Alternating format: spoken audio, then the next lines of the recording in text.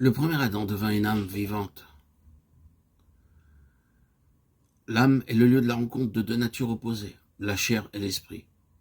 Les clauses que Paul ajoute à sa déclaration montrent clairement ou renforcent notre pensée que dans le premier Adam, l'âme est le point terminal du corps et de l'esprit. Cette déclaration nous aide ensuite en nous montrant que dans le dernier Adam, c'est l'esprit qui en est le point terminal, ou le facteur dominant. L'âme est ainsi le nœud entre la nature supérieure et inférieure, et non seulement la différence entre ce qui est physique et métaphysique, c'est le moi. Rien ne doit nous faire penser que l'âme comme telle soit une chose mauvaise.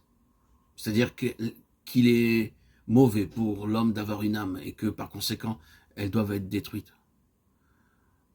Non. Ce que nous disons, c'est que l'âme de l'homme a été empoisonnée par un intérêt personnel qui l'a dirigée et qu'elle est ainsi devenue l'allié de puissances qui sont opposées à Dieu.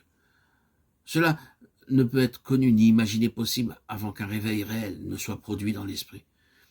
Il est donc mauvais de vivre entièrement par notre âme ou d'être dominé par elle. Maintenant, ceux qui sont vraiment spirituels découvriront que leur ennemi principal est dans leur propre âme. Et Dieu trouve son ennemi principal dans l'âme de l'homme. Lorsque l'esprit est régénéré et que Christ demeure et règne en nous, en d'autres termes, lorsque nous sommes remplis de l'esprit, notre âme peut alors servir le Seigneur comme une servante de l'esprit réellement utile parce que gouvernée. Ainsi, l'homme s'éveilla, pour ainsi dire, devint une âme vivante. Il arriva à la conscience dans trois domaines. Une conscience du monde, une conscience d'essence par son corps psychophysique, une conscience de lui-même dans son âme et une conscience de Dieu par son quoi. L'homme arrive-t-il à la connaissance de Dieu en tant que personne vivante? Par sa raison, ses sentiments, sa volonté.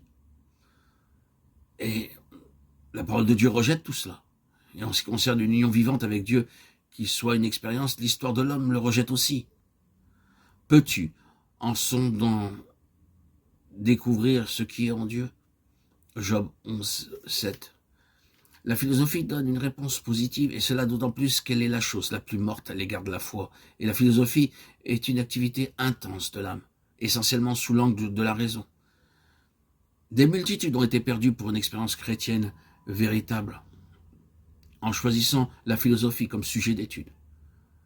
Lorsque Dieu souffla dans l'homme déjà formé, il entra en lui quelque chose de plus que le corps et l'âme, et ce fut cela qui détermina tout ce qui était lié au dessein de Dieu par l'homme. L'âme fut le lieu de rencontre du corps et de l'esprit. Que l'âme se soumette au corps, tout sera perdu. Qu'elle se soumette à l'esprit, et tout sera bien. L'homme devint une âme vivante, ayant un corps et un esprit. Lorsqu'il s'affirma lui-même le moi en faveur du corps et non pas de l'esprit, il devint une âme pécheresse. C'est ce qu'il est, et non simplement ce qui est en lui. Il doit être sauvé de lui-même. Et cela s'accomplit de deux manières.